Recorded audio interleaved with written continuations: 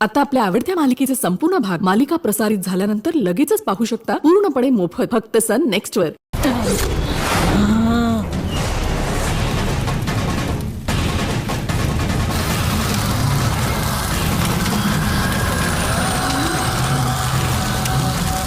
चामुंडी, तुला त्या महालातून कालचक्र मिळवताना आडवी येणारी शक्ती दुसरी कोणी नाही.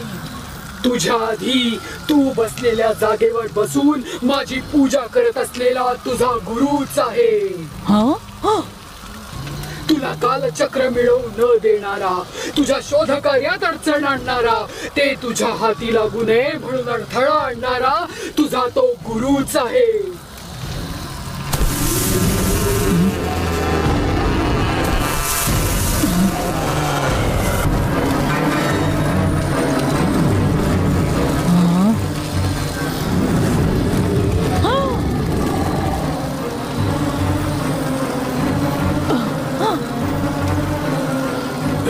चामुंडे, मला जे कालचक्र मिळणार होतं ते तू मिळवण्याचा प्रयत्न करते आहेस, तर हा तुझा गुरु तुला असाच मिळतील का? कालचक्राची मी वर्षानुवर्ष वाट बघून निर्धार उपवास केलेत. त्यासाठी तुझे वडील माझे गुरु यांचा जीव घेतलाय. कालचक्र माझ्या नजरेत असेपर्यंत, कालचक्र माझ्या नजरेत असेपर्यंत तू त्याच्या जवळ जाऊ शकणार नाहीस.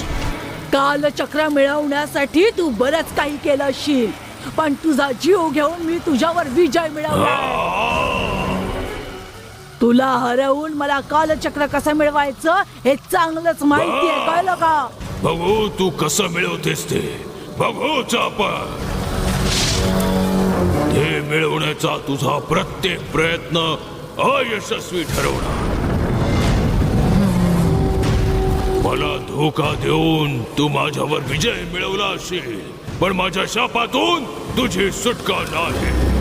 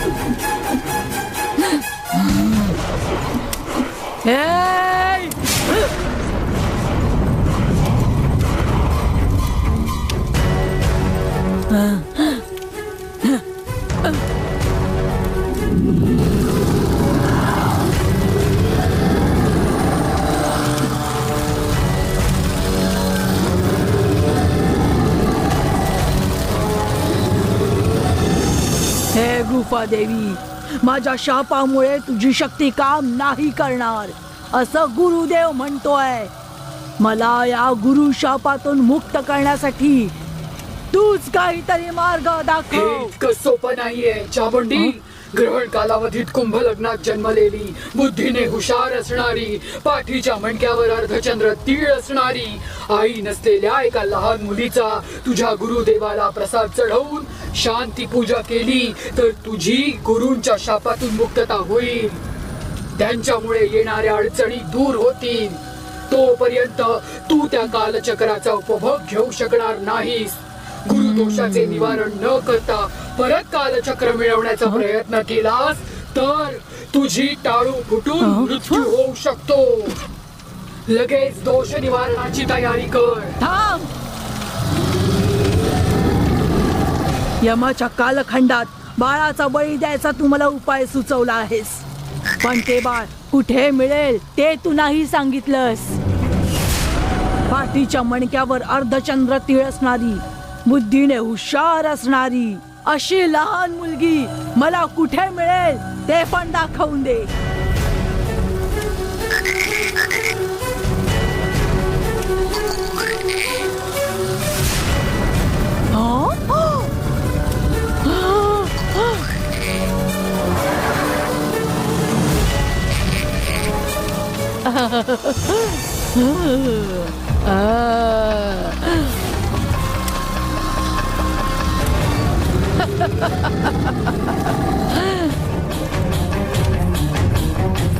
माझं काम एवढं सोपं होईल असं मला अजिबात वाटलं नव्हतं.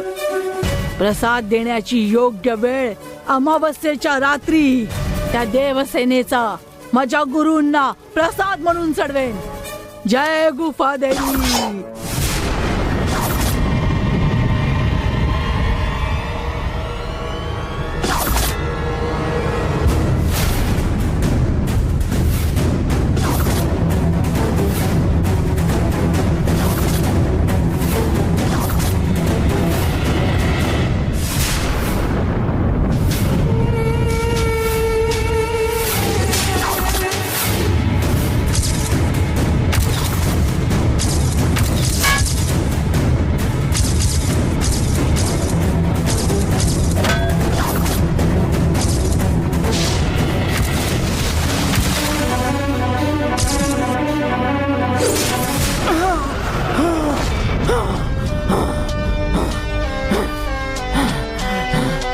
आई काय झालं? पाणी आई काय झालं? आई पाणी ए लवकर पाणी. पाणी घेऊन ये. पाणी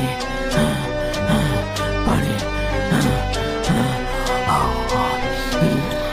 आई काळूचा अवतार असणाऱ्या तुम्हाला भीती काय ते माहीतच नाहीये, तरी तुम्ही घाबरलात. असं काय घडलं आई? सांगा ना आई. काळूच्या दिव्य शक्तीने मला अनपेक्षित दृश्य दिसलं. असं कुठलं दृश्य दिसलं? गंगाच्या आयुष्यात एक फार मोठे संकट येणार आहे. एखादं संकट आलं तरी काळू रक्षा करण्यासाठी समर्थ असं तुम्हीच म्हणता ना? गंगावर येणारं संकट जर शत्रूंकडून आलं तर काळू एक रक्षक बनून उभा राहील. पण जर संकट जवळच्याच कोणापासून असेल तर मात्र काय करायचं? तलवारीचा घाव झेलण्यासाठी काळूचा कोयता आडवा येईल, पण काट्यावर पडलेल्या साडीचा कोयता काय करणार? हं? गंगावर संकट सापामुळे येईल असं तुम्ही म्हणत होता ना आई? आता या व्यतिरिक्त गंगावर आणखी कुठलं संकट येणार आहे? सांगा ना आई. ती एखादी दुष्ट शक्ती आहे का? मग ती एखादी मांत्रिक शक्ती आहे का? नाही मग एखादी शत्रू शक्ती आहे का? नाही. यातलं काहीच नाहीये. मग ते संकट कुठलं आहे आई?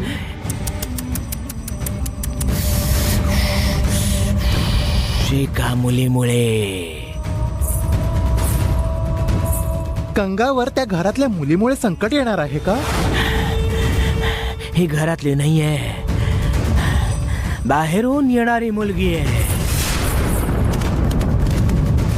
गंगा नेहमी सगळ्यांच्या सुखाचा विचार करते आणि ती जिला ओळखत सुद्धा नाही, अशा कुणामुळे तिच्यावर एवढं घोर संकट ओढवणार आहे? जरा सांगा ना आई. ती भले ओळखीची नसेल, पण चेहऱ्याने तेजस्वी असेल. काय तेजस्वी? पण गंगाच्या निर्मळ मनासमोर तिचा टिकाव तरी लागणार का? ती पण फार निर्मळ आहे. फळाची अपेक्षा न करता प्रेम करण्यात कितीही मनाने मोठी आहे. एक चांगली मुलगी दुसऱ्या चांगल्या मुलीसाठी कसं संकट बनू शकते? चांगल्यासाठी संकट हे वाईट लोकांकडूनच येईल असं काही गरजेचं नाहीये. चांगल्या माणसांमुळे सुद्धा ते येतं. हा दैवी खेळ. तुम्ही काय बोलताय काही कळत नाही आई. तुला नाही कळणार ग. तिला जेव्हा सगळे बघतील ना तेव्हा सगळ्यांना कळेल, कारण तिचं लक्षण कसं आहे.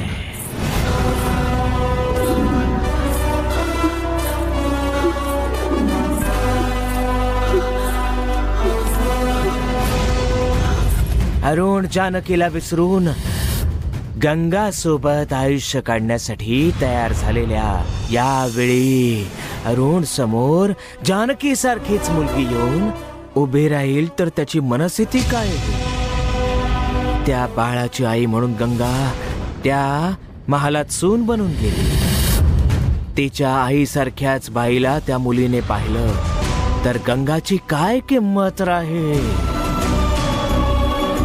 गंगा सर्व कुटुंबाचा विश्वास मिळवण्यात यशस्वी झालीये, पण तिच्या जागेवर दुसरी कोणी आली तर ती काय करू शकेल? जन्मल्यापासून तिला कोणताच आनंद साजरा करता नाही आलाय. तिच्या नशिबी सुख आलं होतं.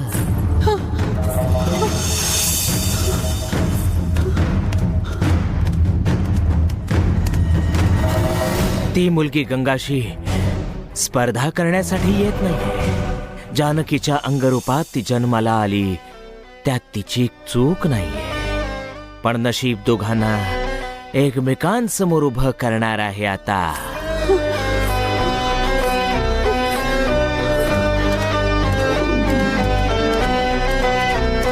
कोण दोषी कोण निर्दोष हे जाणून घेतल्यावर योग्य पद्धतीने न्याय करता येईल. पण वादी प्रतिवादी दोघं निर्दोष असतील तर कोणाला न्याय मिळेल? या समस्येचं निराकरण ती आल्यानंतरच होईल. येणारी ती कोणीही असू शकते, पण गंगाचं रक्षण तुलाच करायचंय. काळूच्या पदराखाली आल्यानंतर तिला त्रास नाही झाला पाहिजे. गंगाच्या कोणत्याही समस्यांना तुलाच सामोरं जावं लागेल. शेनायगीसाठी तुला हे करावंच लागेल.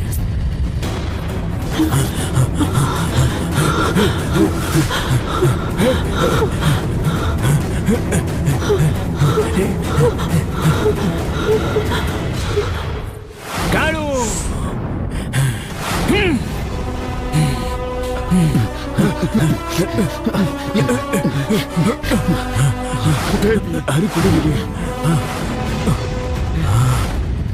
शे, या बाजूला आली होती ना, अशी पटकन गायब कुठे झाली? ए, शोधा तिला. ठीक आहे, चला चला हे चला रे, चला चला.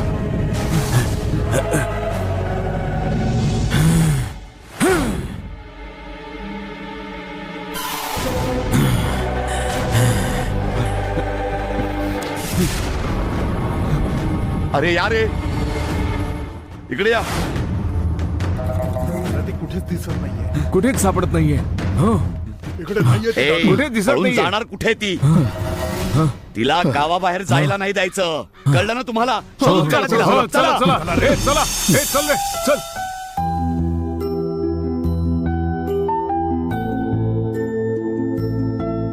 अहो, देवसेनेला सुद्धा आपण आपल्यासोबत घेऊन जाऊ.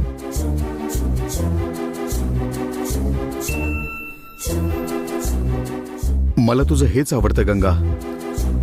तू आपल्या देवसेनेचा नेहमी विचार करते सगळं. मी पण तोच विचार करत होतो. पण आपण तर जातोय हनीमूनला.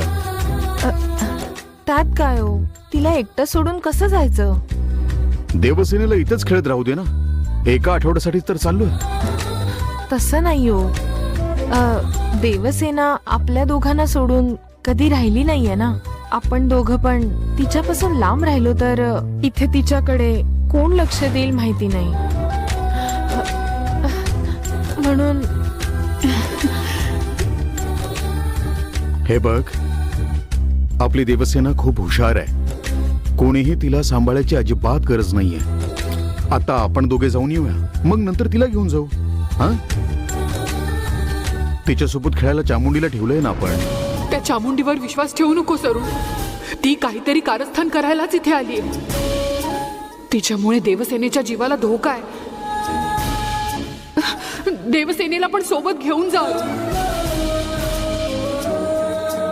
गंगा, माझ्या बाळाला एकटं सोडू नकोस. तिला पण सोबत घेऊन जा गंगा. नाही जमणार. देवसेनेला सोडून मी नाही येणार. अगं, मी देवसेनेला न्यायचं नाही असं नाही म्हणत आहे. पण तिथे गेल्यावर असं तसं राहताना तिने जर पाहिलं तर तिच्या मनाला काय वाटेल याचा विचार कर. बाळासाठी आपल्याला लांब राहावंच लागणार आहे ना. मग एक काम करूया, त्यासाठी इतका लांब जायची गरजच नाही. इथेच आपण, म्हणजे तिचा विरह तुला सहन करावा लागणार नाही.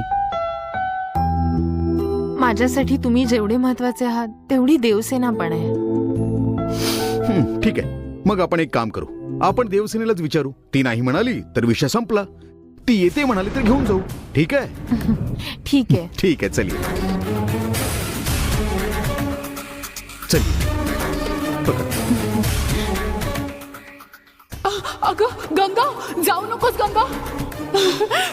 देवसेनेला सोबत घेऊन जा. जाऊ नकोस गंगा. वर्गणी तुम्हाला वाटेल तेवढी द्या. हो, तुमच्या स्वेच्छेने जेवढी देता येईल तेवढी द्या तुम्ही. मी ती आनंदाने स्वीकारेन. यात माझं कौतुक करण्यासारखं काय? 25 वर्षांपासून एक धर्मसंस्था चालवते, ती म्हणजे तुमच्यासारख्या देणगीदारांमुळेच ना.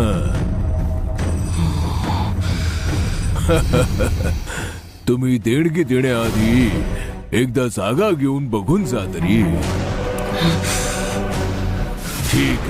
ठीक आहे बरं. सीता, ये गई. तुझ्या आयुष्यातल्या चांगल्या क्षणी तू बाबांना शोधत इथे आलीस. तुझं माझ्यावर एवढं प्रेम आहे का? तुझं ढोंग आता सगळ्यांसमोर आलंय. चांगला माणूस असल्यासारखं दाखवलंस. ढोंग करून तू गरिबांच्या आयुष्याशी खेळतोस.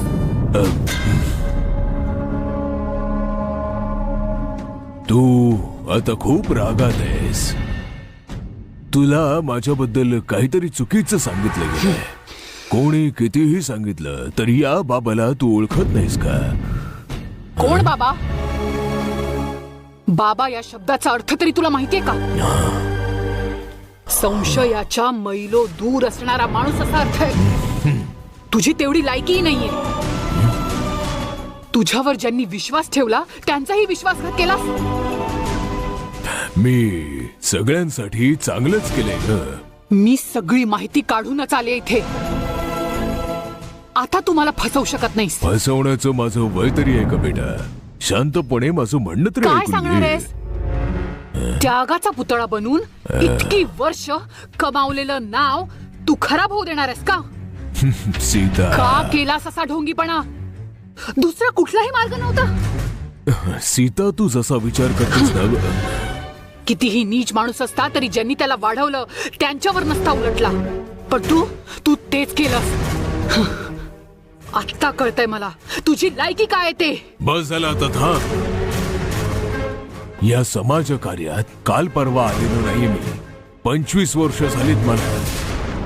माझ्याबद्दल मला सांगायची गरज नाही. आतापर्यंत मी केलेली सेवाच सांगेल तुला.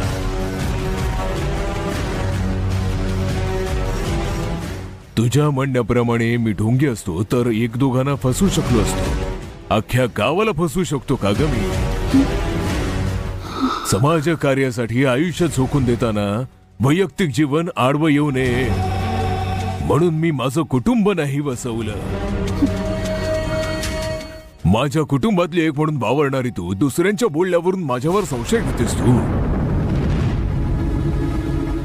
तू माझा आदर करतेस की नाही मला माहित नाही, पण मी मात्र तुझा आदर करतो हे 100% खरं आहे. तुझा माझ्यावर संशय असेल, मला तो दूर करावा लागेल. ये.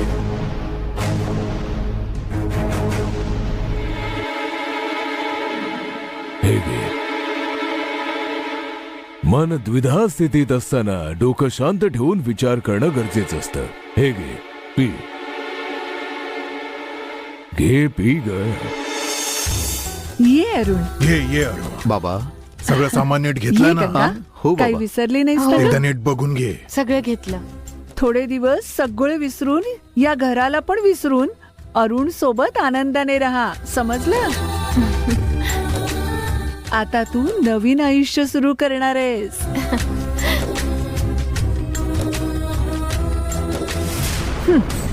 घे लाजून. अगं तू हनीमूनला नाही यमलोकात जाणार आहेस. बाबा आशीर्वाद द्या आम्हाला. सुखी राहा दीर्घायुषी व्हा सौभाग्यवती राहा. सांभाळून जा हा. बाबा देवसेना कुठे? बाबा मी इथे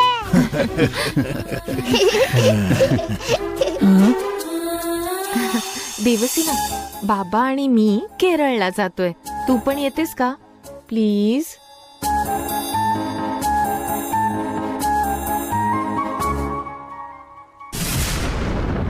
हो मी पण येते. अगं माझं पिल्लू ते. ही जर बाहेर गेली तर मी हिचा बळी कसा देणार. जाऊया हा बाबा. आम्ही देवसेनेला पण ठीक घेऊन आहे जातो. घेऊन जा. ठीक आहे येतो हा आम्ही. चल, चल, चल. जा, चल, जा.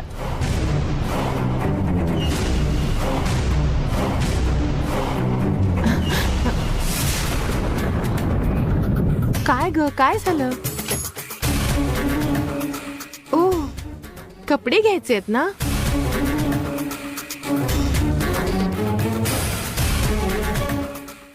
नाही मी नाही येत. तुम्ही जाऊन या मी इथेच थांबते.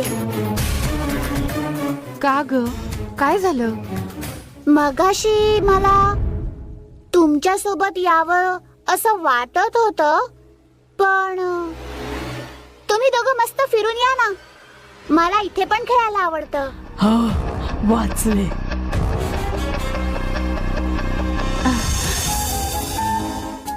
नाही देवसेना, तू इथे एकटीच आहेस की नाही? मग आमच्याबरोबर चल ना. मी कुठे एकटी असणार आहे. माझ्या सोबत खेळायला आजोबा आहेत, चामुंडी आहे.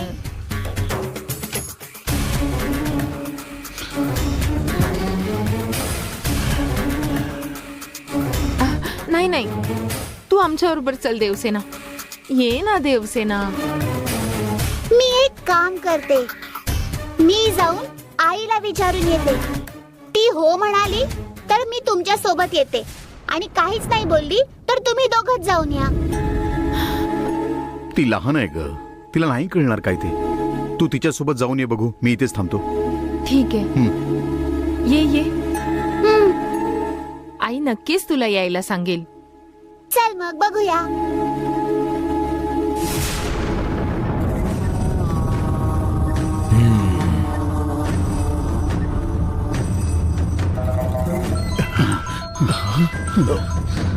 हे साहेब फोन करताय. साहेब अहो एकच चूक झाली. सीताला सगळं कळलं आणि ती पळून गेली. ती पळून माझ्याच घरी आली आहे.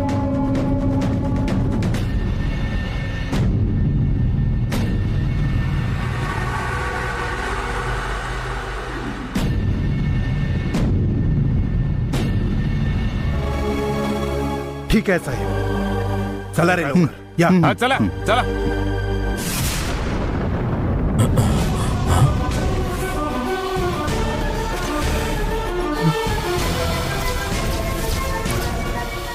मन थाऱ्यावर नसताना डोकं शांत ठेवून बोलायचं सुद्धा असतं. हे घे पाणी पी.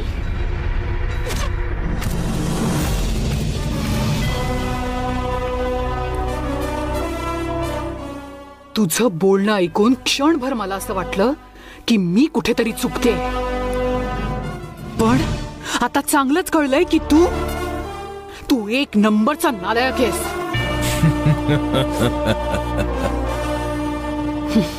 पाप करणाऱ्याला माहित नसतं दंड कोणत्या रूपात मिळेल ते. पण तुझ्यासाठी तो माझ्या रूपात आलाय. पिंजऱ्यात अडकलेल्या उंजरासारखी तू माझ्या घरात येऊन अडकलीस.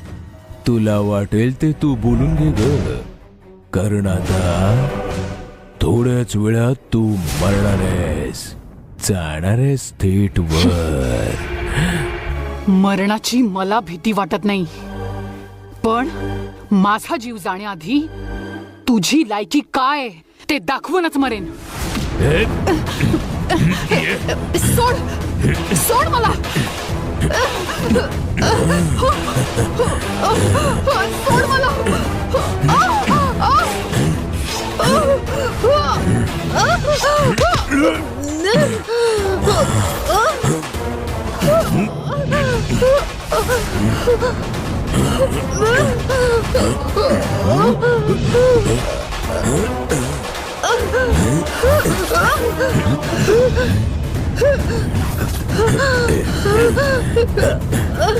सोड मला, सोड.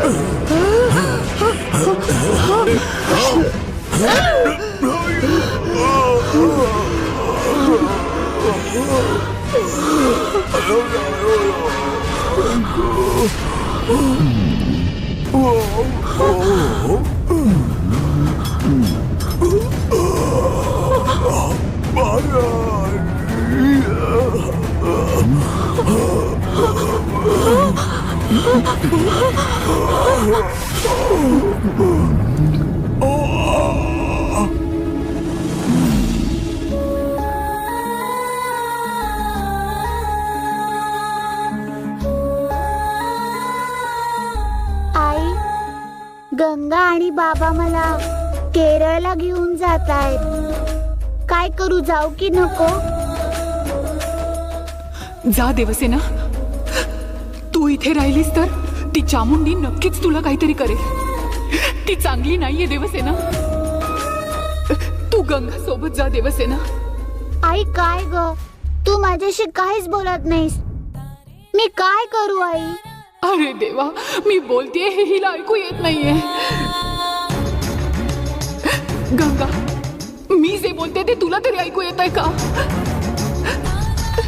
देवसेनेला एकटं सोडून जाऊ नकोस.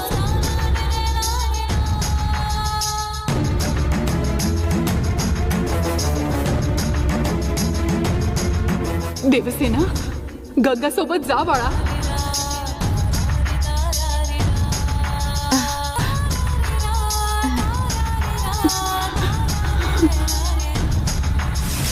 काही दिवसांपासून आई माझ्याशी बोलतच नाहीये गंगा. आता पण मी विचारलं तर ती उत्तरच देत नाहीये.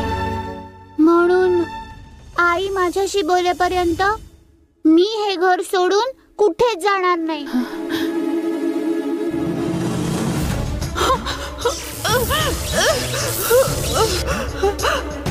अरे देवा, मी माझ्या मुलीला कसं वाचवू मला कळतच नाहीये.